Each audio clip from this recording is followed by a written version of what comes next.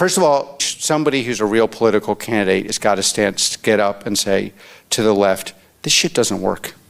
It's not popular. Americans don't want it. We voted on it. It's not going to work. And you can go believe in this stuff in your Berkeley campus.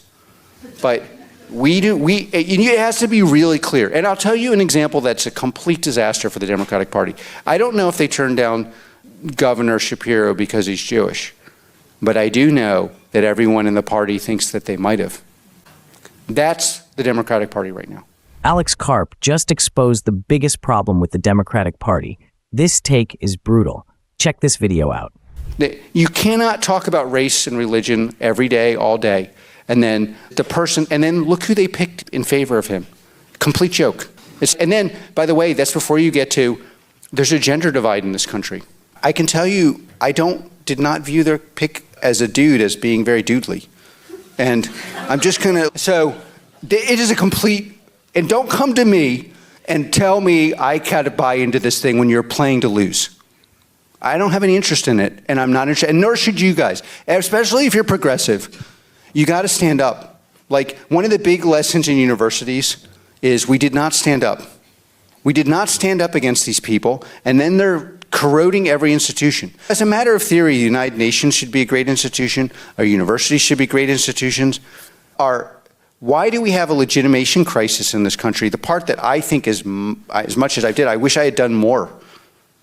And it is not virtuous to accept bigotry and to accept ideologies that can never work, especially when they're intertwined. Why is it that so many institutions crumble under the weight of ideology rather than function? When even a data-driven company leader like this is calling out the self-inflicted failures, you know it's serious. If you can't stand up for rational governance and decision-making, what are you really standing for? Okay, let me ask you a question. You were talking about the Green Party, and we're talking about the far right in Germany. I think there's a lot of Jews in the world who look at that party and say they tolerate bigotry because they tolerate, whether it's a small group or a large group, there are people in that group that... You mean Alternative for Deutschland? Yeah. Okay. That will carry Nazi flags with them. You know what? Okay, but let me give you a lesson that I think is actually important in my little book. Okay, Sorkin is bringing up, very talented person, is bringing up what I would call an ideology here. You have to be, it sounds completely reasonable, but will absolutely allow you to become the product of a radical or misaligned ideology that is not reasonable. So he's bringing up a point that is true and is reasonable. In the Alternative for Deutschland is basically two factions.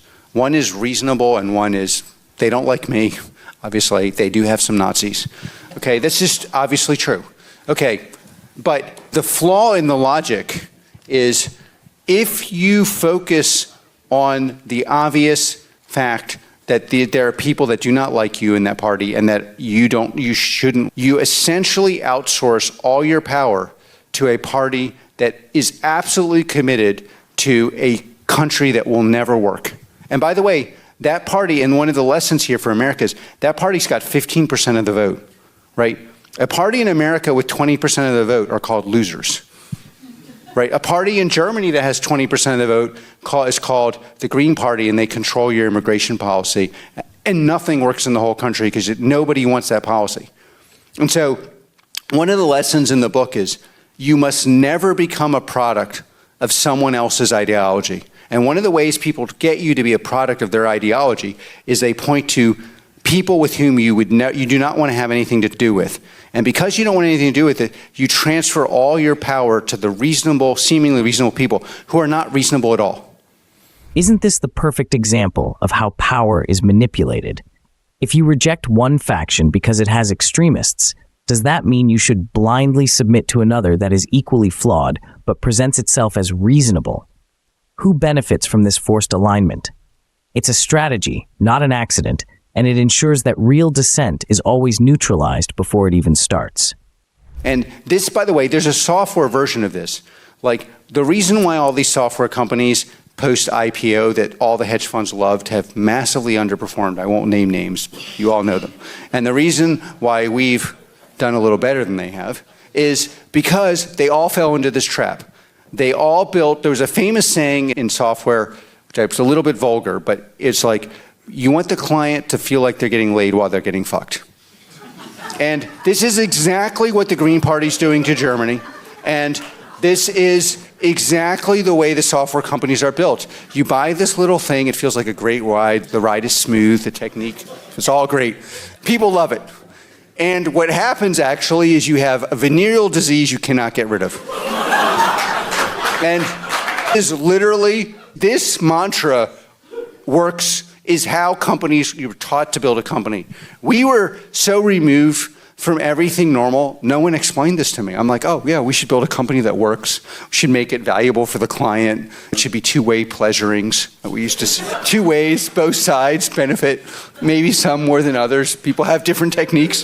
But this is, there's a societal version of this too. And be very careful of this, because the people who are selling you that wonderful pleasure, you are their product.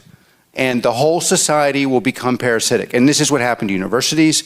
It's what's happening to the Democratic Party. It's what's happening to the German immigration situation and the Green Party. And it will happen to you.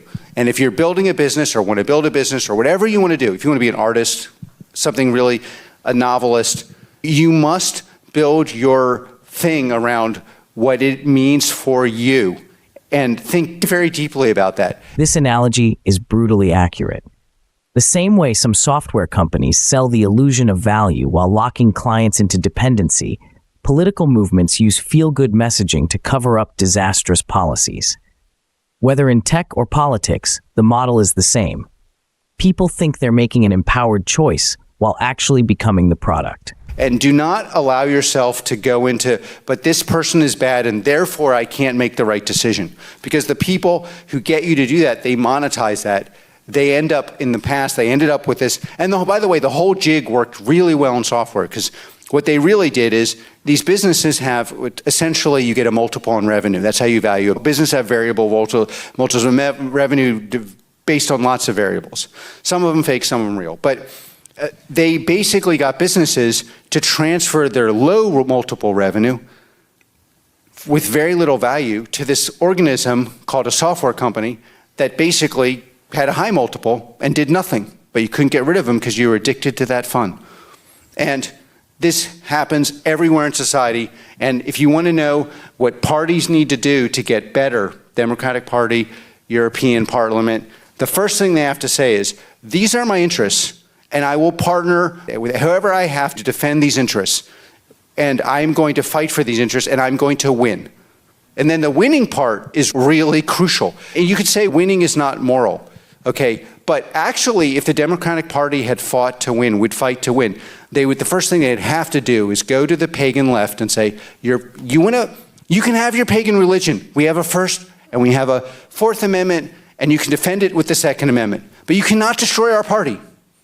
The fundamental problem with so many institutions today, whether political parties or corporations, is that they've been structured to extract value rather than create it. Software companies designed models where customers became dependent, not empowered. Political parties catered to ideological extremes rather than practical governance. The only way to break this cycle is to prioritize winning, because without it, you have no ability to defend your interests in the first place.